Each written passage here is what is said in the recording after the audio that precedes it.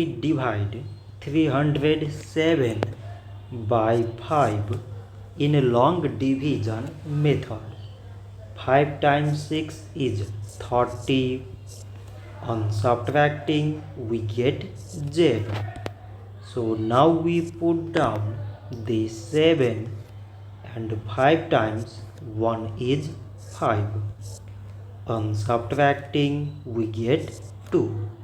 So now we have no any other number to put it down. So we take here decimal, so that we put 0.